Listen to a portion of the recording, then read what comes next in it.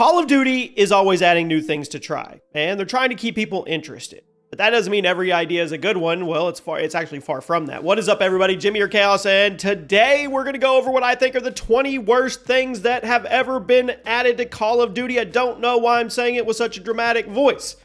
Guys, let me know. What do you think the worst COD additions have ever been? The things they put in the game that you just scratched your head and looked at them and said, why?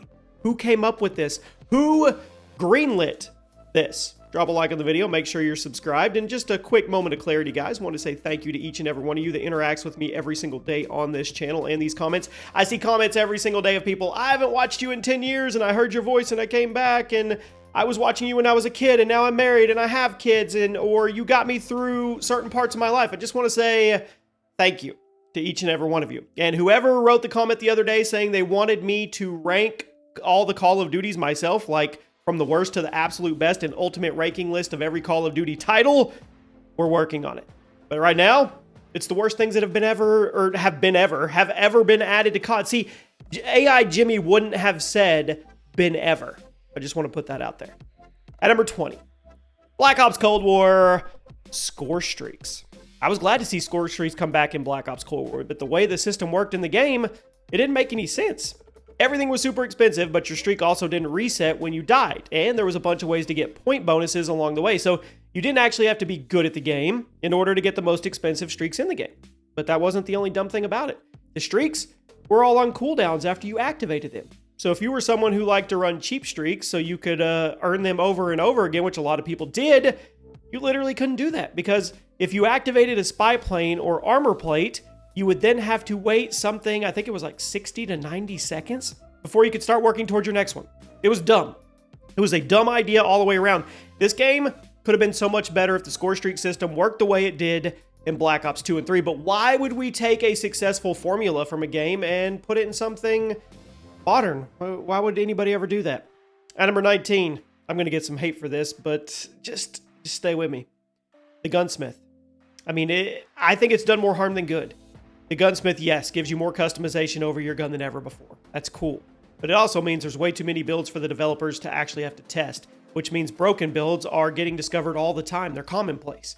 The Gunsmith also means the Pick 10 system won't ever come back because it wouldn't work with that gun customization. The Gunsmith also means weapon levels are now needlessly grindy. There's no more fun gun progression mechanics like weapon prestiges back in Black Ops 2 and 3. The Gunsmith was a cool way to shake things up, but I feel like it's overstayed its welcome. At number 18, Tac Sprint. I see the people going nuts, the Halo enthusiasts going nuts about Sprint being added to the Halo Combat or Campaign Evolved that's coming out, which looks amazing, by the way. Halo Combat Evolved in the Unreal Engine. I don't know, it made me laugh. Anyway, Tac Sprint. Now, I know some people like Tac Sprint because of the weird movement exploits that you could do with it, but I don't think it needs to be in the game. And frankly, I think it did way more harm than good when it comes to the overall COD experience. Tac Sprint completely screwed up the pace of the game because everybody had that second extra fast sprint, but you didn't always have to have it ready to go. Or you didn't always have it ready to go, and then other people had more of it than others due to perks. Call of Duty just does not work when there's a second extra fast sprint to me. Keep the sprint to one universal speed, and that way everybody knows what to expect and you can focus more on the gunplay. Black Ops 7 seems to be moving away from Tac Sprint as a mechanic, but I have this sinking gut feeling that Infinity Ward is going to bring it right back in Modern Warfare 4. Hopefully cooler heads will prevail, but I think we all know that Infinity Ward is just going to do whatever Infinity Ward wants to, regardless of what the community wants, so yeah. At number 17, the Modern Warfare 2019 mini-map. I'm never going to let Infinity Ward hear the end of this one. I have no idea why the crap they removed the red dots from the mini-map in MW19, but it was definitely one of the worst parts of the game as a whole. By taking those red dots off that map, it not only encouraged camping since you never had a good idea of where the enemy team was, but it also led to the personal radar, which is one of the dumbest kill streaks ever invented. Why should I have to get a kill streak just to get my mini-map the way it used to work for free in every other Call of Duty game? Why would you even think that's smart to do? Who's sitting at the round table brainstorming, think tanking these ideas? I mean, of all the baffling design decisions in Modern Warfare 2019 doors, this one to me is the most nonsensical. It was all done in an effort, once again, to protect little Timmy. At number 16, fire shotguns. They first showed up in, what was it, COD World War II? And they've returned in literally every Call of Duty game since, and they've never gotten any less annoying, right? Incendiary shells nerf your immediate damage from a shotgun. But they also apply a burning effect to the target, meaning if you didn't kill them with the first shot, don't worry. You're going to get them. They're going to burn to death in a second or two unless they're running the right perk to counter you. Shotguns were annoying enough on their own. And now that you can set people on fire, it just made them even less skillful. And even more annoying since people just run around and spam incendiary shells around the map to get cheap kills. There just isn't enough risk reward with the fire shotguns. It's pure reward. There's almost never a reason not to throw fire shells in your shotgun. And number 15, Modern Warfare 2022, the entire perk system. Who remembers when Infinity Ward made it so you only spawned in with 2 perks, but then 2 other perks would be added to your character as the match went on? Yeah, that was a good one. In fact, that might have been one of the dumbest ideas that Infinity Ward's ever had. When I'm picking my perks, I'm trying to make a great character with the best combination of abilities I have in front of me.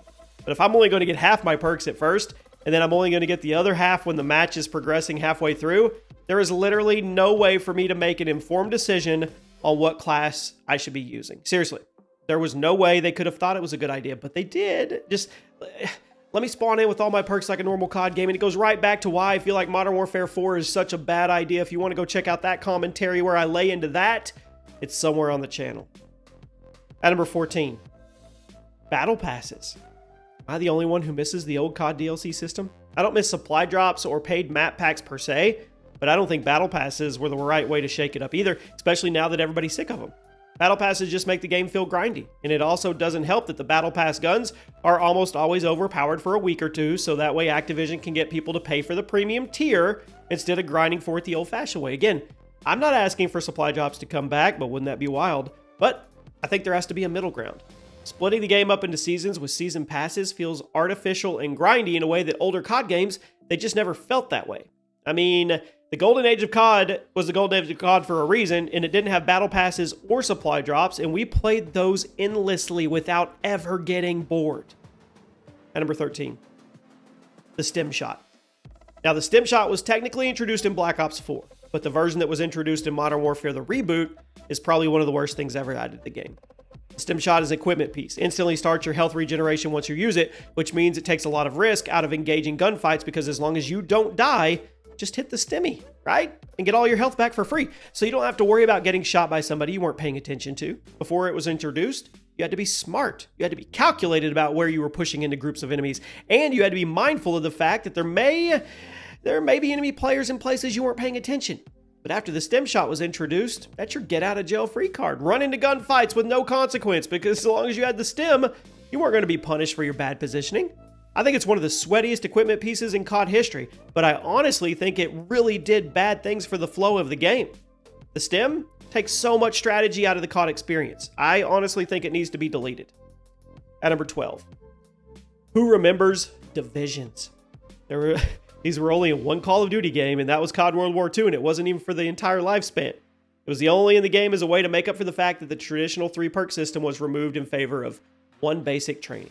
So all your other character abilities were locked behind the division system. And the idea here was it would make you more dedicated to a certain playstyle, but in reality, all the divisions did was make you feel like you didn't have as much control over your character because you were stuck with 3 or 4 locked-in character abilities from the divisions and then 1 measly basic training.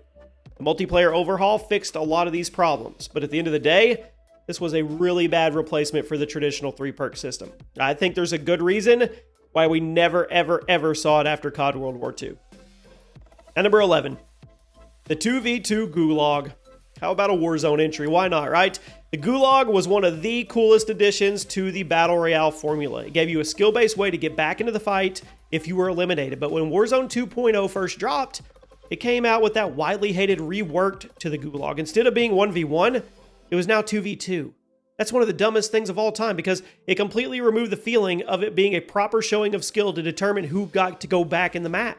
2 players could easily gang up on one of the players and cheese their way out of the Gulag. And if you were playing with randoms, guess what? There was no way that you would even have a competent teammate in your Gulag. You had Timmy every single time. It's one of the dumbest changes ever made to Warzone. At number 10, mounting. I mean, mounting has actually been in Call of Duty since, I think, pre-COD 4 days, but when it was reworked and turned into a universal part of the game, and guess what game? Modern Warfare 2019, things got a little out of hand. By making it possible to mount with every single gun in the game. It not only encouraged camping, but it really messed up the pace of the game because people were just mounting at choke points to get easy kills or grind their camos. I mean, I do understand mounting being available on some weapons, your big, bulky LMGs, but when it's available on every single gun in the game, that just messes up the pace of the game as a whole, especially when there's a bunch of camo challenges tied to it, and especially in a game like Modern Warfare 2019 where the pacing was already completely screwed. Doors. And number 9. Who remembers OMA? One-man army. How many of you old school fans were here with me for this? Oh, somebody commented yesterday, said, I need to quit making Call of Duty videos because I don't know anything about Call of Duty and I haven't used a gameplay of my own in like 5 years on my videos. And I wanted to tell that person, I probably have as much, if not more, Call of Duty knowledge from beginning to end than 99% of the people out there. And the reason I don't use my gameplay, because I don't play a lot of Call of Duty right now, is because I was never great. I was medium tier in my prime. And when I mean prime, I was probably medium above average. So why not go get some copyright-free, exciting, enjoyable gameplay where you guys actually get to see people go in and do really good instead of watching something painted on the screen that I did where you see struggle bus and maybe I'll have a decent game, but it's never going to be anything great. Yeah, I know my limitations. Anyway, let's move on. Okay. When Infinity Ward was making the original Modern Warfare 2, they were coming up with a lot of crazy new perk ideas. I think One Man Army was actually pretty cool on paper. I'm going to get hated for that. It would let you change your class mid-life, but this opened up so many broken builds that they really should have seen coming. Most obvious one-man army build was the infinite noob tube setup that people would use literally just sit at the back of the map and fire grenades across the screen until they got a free nuke. It never returned as a core perk after all that backlash, and that's a good thing. One-man army gave classic Modern Warfare 2 a ton of crazy personality, but I don't think it's something that really needed to be in the game. But what was it? One-man army on high rise with the claymore, tack insert, and then the noob tube, I think. At number 8. Weapon tuning. Who remembers when Infinity Ward, yeah, it's all Infinity Ward here, first showed it off, and we thought it was going to be the coolest thing ever, but then everybody immediately forgot about it after Modern Warfare 2's life cycle. Weapon tuning was the kind of thing that you would have seen in a proper military sim, Arma, maybe Battlefield. But in a fast-paced game like COD, the weapon tuning completely broke the multiplayer. There were broken builds being discovered left and right, and there was no way to actually tell what you were going up against when you were in the multiplayer, because if you saw somebody running around with an M4, there was no way to know how it was tuned until it was too late. Weapon tuning had so much marketing juice leading up to launch, but I don't think anybody in 2025 even remembers that it existed. It's a good thing, because it was dumb. At number 7, death streaks. I know death streaks are kind of a nostalgic part of old school COD. Oh man, go back to Modern Warfare 3. Last stand, yeah.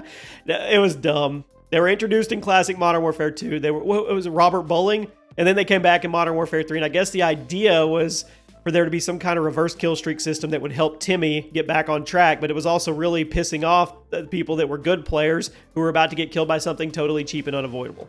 So in case you didn't play the OG Modern Warfare games, let this guy that has had a Call of Duty channel for 16 years and made Call of Duty videos for almost 2 decades, let me remind you.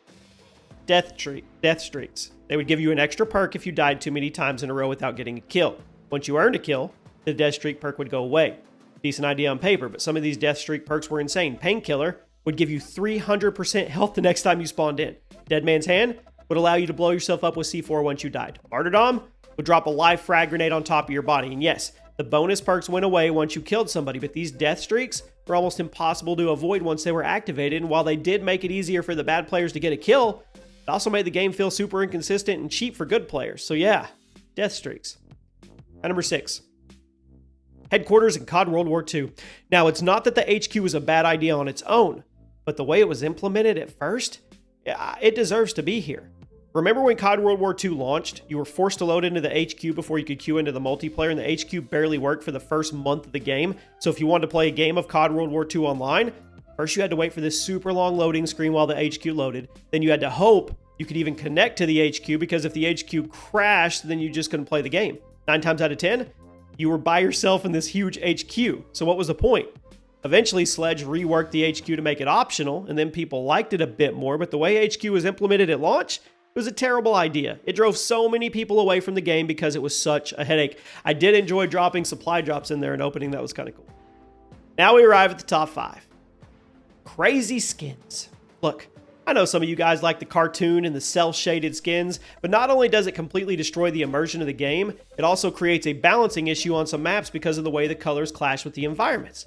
Call of Duty has seemingly been trying to capture the magic of Fortnite over the last couple years, and it's led to some of the most absolutely ridiculous skins being added to the game. I'm pretty sure I just saw a Little Caesars pizza skin coming from Black Ops 7.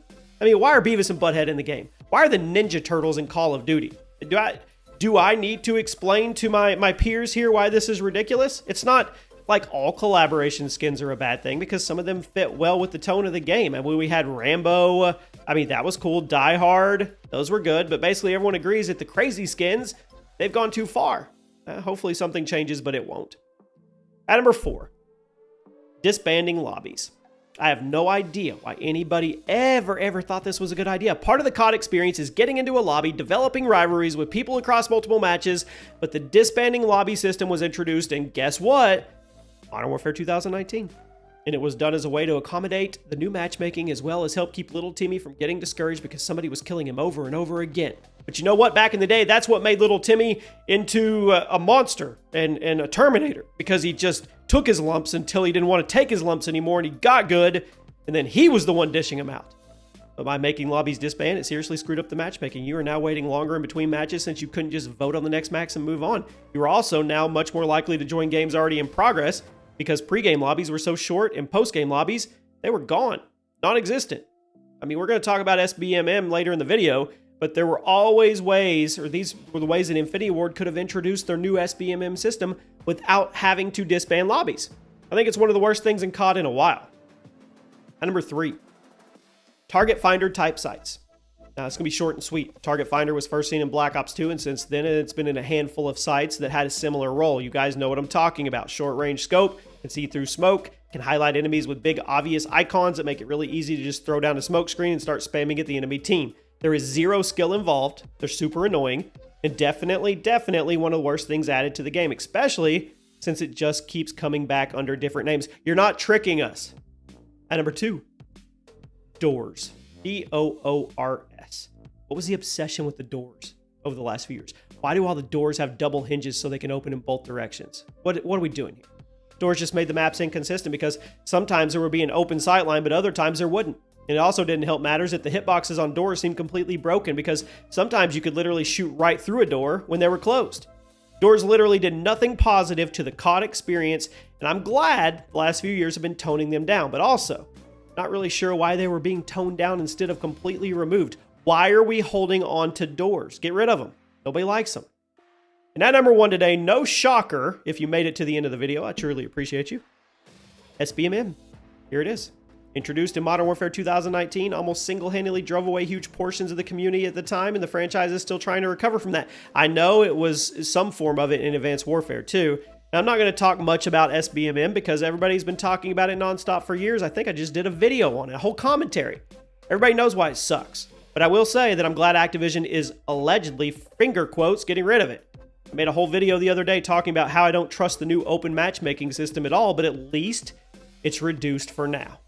The SBMM system of the Modern Warfare 2019 era was easily the worst thing ever added to Call of Duty because I don't think there's been a single other thing that's had such a negative impact on the community and the player base since, except for cheating. Yeah. So there you go. Should we have put Ricochet on here? Let me know what you guys think. Let me know one thing that was terrible for Call of Duty that I missed, and I'll see you guys soon.